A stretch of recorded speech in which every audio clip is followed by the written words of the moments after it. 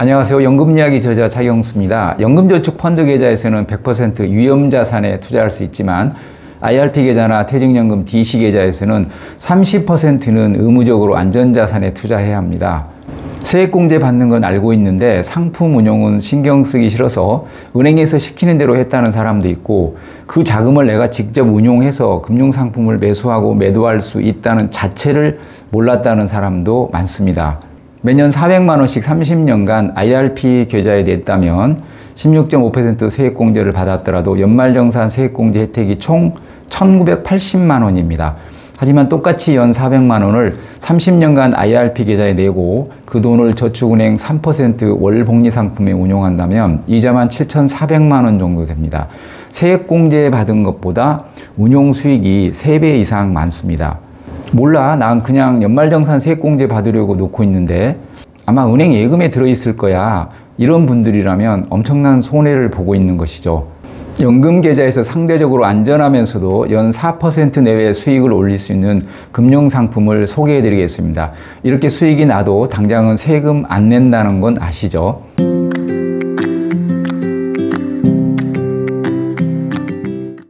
가장 많이 알려진 게 예금입니다. 요즘 저축은행 예금 이자는 1년 만기 3.75%, 3년 만기는 3.95%까지 나옵니다. 매월 이자율은 달라지는데 최근 금리 상승 추이를 보면 이보다 더 이자율이 높아질 것 같습니다. 같은 복리라도 월복리가 연복리보다 훨씬 이자가 많습니다. 저축은행은 월복리 상품입니다. 똑같이 예금자 보고 다 되니까 예금을 하시더라도 은행보다는 저축은행 예금으로 운용하십시오. 이자 차이가 크게 납니다. 두 번째는 GIC 이율 보증형 보험입니다. 주로 보험사에서 많이 판매하는 확정금리 상품인데 증권사 계좌에서도 매수가 가능합니다. 만기는 1년에서 5년까지 다양하고 현재 연 3.8% 내외로 이자를 줍니다. 저축은행은 월복리라고 했죠. GIC는 연복리입니다. 세 번째, DLB 파생결합증권입니다. 기초자산이 주식이면 ELS, ELB와 같이 E로 시작합니다. DLB 같이 D로 시작하는 상품들은 주로 선물과 같은 파생 상품으로 가격이 형성되는 금리 등이 투자 대상입니다. 중도 매도 시에는 원금 손실이 발생할 수 있지만 조건 범위를 벗어나지만 않으면 연 4% 정도 이자를 줍니다. 양도성 예금 증서나 국채 3개월 금리가 마이너스 3%에서 7% 범위를 벗어나지 않으면 4%를 보장해 줍니다. DC, IRP 적립금의 30%까지 투자할 수 있습니다. 네 번째, TDF인데요. 연금계좌의 대표적인 투자 상품입니다. 나이가 먹어감에 따라 주식 비중을 자동으로 조정해주는 펀드입니다. TDF 2025, 2030 이렇게 숫자가 붙는데 숫자가 클수록 주식 비중이 높습니다. 숫자가 동일하다고 해도 자산 운용사별로 주식 비중이 조금씩 다르고요. 자산 운용사가 달라도 TDF 2025는 모두 안전자산으로 분류되어 있습니다. 다섯 번째, TIF입니다. 중간에 영문 I자가 인컴의 약자입니다. 배당주, 채권, 리츠, 우선주 같은 인컴 자산에 투자해서 연 3%에서 5%의 이자나 배당 수익을 추구하는 펀드입니다. 요즘같이 주식 상황이 좋지 않을 때 선방하는 펀드이기도 합니다. TDF가 자산을 늘려주는 펀드라면 TIF는 자산을 지켜준다고 이해하시면 되겠습니다. 퇴직연금 계좌에서 100% 투자할 수 있습니다. 지난달에 ETF로도 출시가 되었는데 추종 지수가 있기는 하지만 액티브 ETF이므로 펀드 매니저가 개입해서 초과 수익을 목표로 운용할 것으로 보여집니다. 여섯 번째, 개별 채권입니다. 일명 알채권이라고 합니다. 연금 계좌에서 개별 채권을 매수할 수 있다는 건 많이 알려져 있지 않은데 요즘 채권 이자를 많이 주기 때문에 알채권에도 관심을 가지는 사람이 늘고 있습니다. 예를 들어 현재 신한카드 장내 채권의 이자율은 예금으로 환산하면 약 4.5% 정도 됩니다.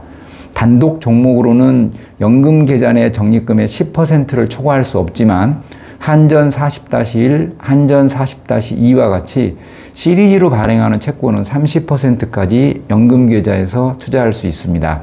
알채권은 온라인 매수는 안 되고요. 증권사 매장을 방문하셔야 합니다. 마지막으로 7번째는 만기 매칭형 펀드입니다. 연금저축펀드 계좌에서는 저축은행 예금이나 이율 보증형 보험과 같은 원리금 보장 상품은 매수할 수 없습니다. 연금저축보험은 워낙 사업비가 비싸서 연금저축펀드로 옮겨는 놨는데 비교적 안전하다는 TDF나 TIF도 요즘같이 주식시장이 좋지 않으면 원금 손실이 나기 때문에 힘들어 하시는 분들이 있습니다. 만기 매칭형 펀드는 2년 안에 중도 해지만 하지 않는다면 연 4% 이자를 보장해 줍니다. 물론 투자 상품이기 때문에 이론적으로는 원금 손실이 가능하지만 2년 만기까지 보유한다면 총 8%의 수익 실현이 가능한 상품입니다. 예금 아니면 죽음을 달라는 보수적인 투자 성향인데 연금저축펀드에서는 예금에 투자할 수가 없어서 고민이시라면 이런 상품에 관심을 가져보시기 바랍니다. 그리고 안전자산으로 분류되진 않았지만 리츠 상품으로 맥쿼리 인프라 같은 상품 또한 연금계좌에서 많이 운용하고 있습니다. 시가 배당률 연 6%가 넘기 때문에 가격 등락과 관계없이 장기적으로 배당을 주목적으로 투자한다면 좋은 투자 방법이라고 생각합니다.